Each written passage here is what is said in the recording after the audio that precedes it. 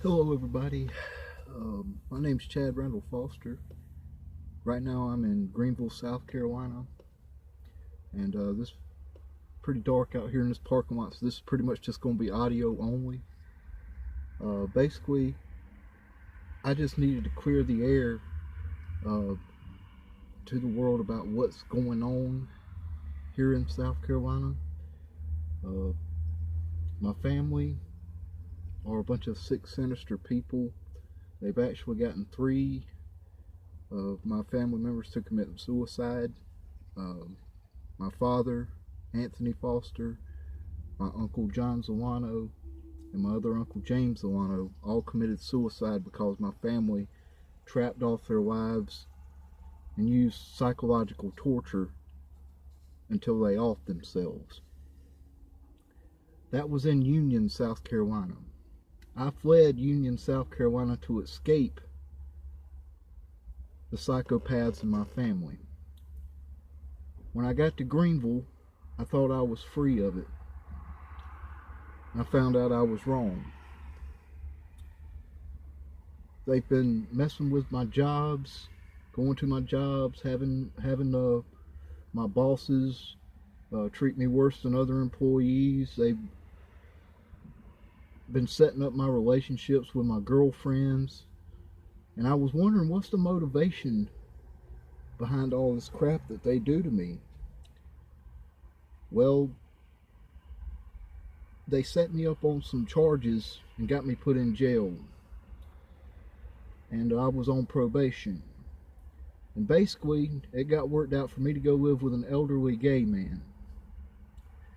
That's where I became a sex trafficking victim. And my family collaborated with this elderly gay man to set up my life to ensure that I stay with him. I know this all sounds like a big conspiracy, but it's not. This elderly gay man was in love with me, and he was obsessed. And my family, I believe, was accepting money from this man to try and keep me trapped and cornered as a sex trafficking victim. Here in South Carolina, they don't care about male sex trafficking victims. They look at me like an idiot that just should have walked away or found somewhere else to live. But what they don't understand is everywhere I go, it follows me. I've been used as a sex object since I got in Greenville by homosexuals. My life's been set up to where I've been homeless. I've done without. My reputation has been ruined. Every accusation that you can put on a person has been put on me. That I'm incest, that I'm a child molester, that I'm a baby killer, a murderer. They've said all sorts of stuff about me that could get me lynched in the streets here in Greenville.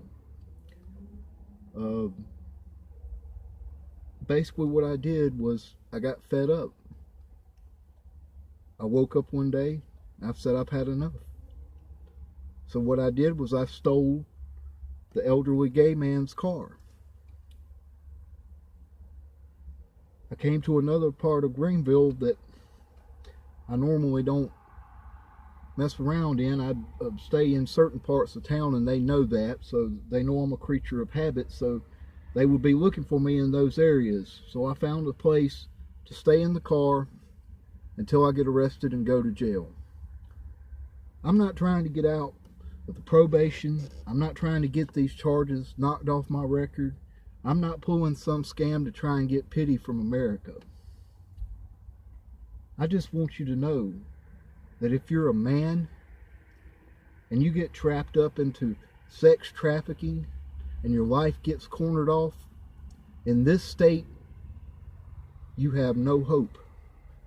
I hope it's not like that all across America, because I'm going to prison for a long time for violating my probation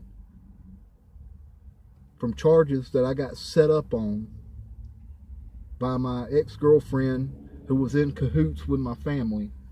So I was on probation for that, and I violated my probation to steal the sex trafficker's car so I could escape. I will be going to prison because I was a sex trafficking victim and my family is slap full of psychopaths. My mother was a man-hating lesbian that hated me ever since the day I was born because I was born a male. She abandoned me and took my sister, and she only dated my father for money. My father committed suicide because of the way my mother ruined his reputation.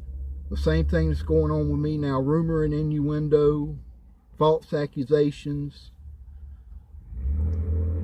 He killed himself. They almost got me to kill myself.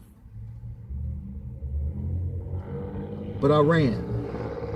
And believe it or not, prison's going to be a vacation for me. It's going to be like witness relocation. It's the closest thing I can get to being saved from this sex trafficking nightmare. It makes homosexuals look bad. It makes them look like predators. It's just, it's a shame. And to live in the Bible Belt and have this kind of stuff go on in my life, and I've expressed my concerns with my probation officer. I've reported it to police. I've had people come to my apartment and shoot at my apartment complex right at my window to try and silence me.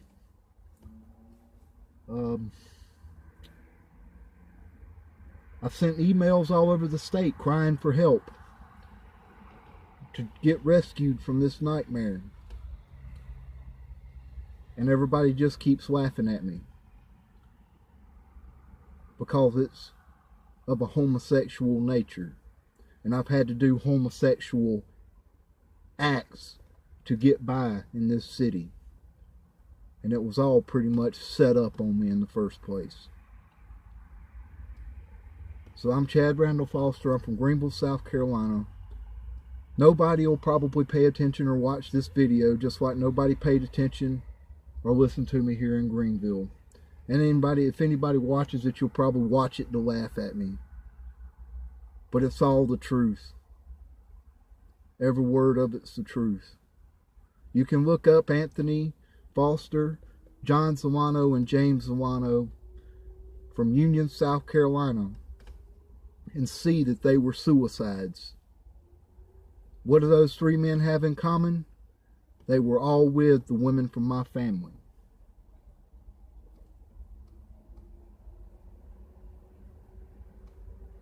Maybe somebody will help me, I don't know.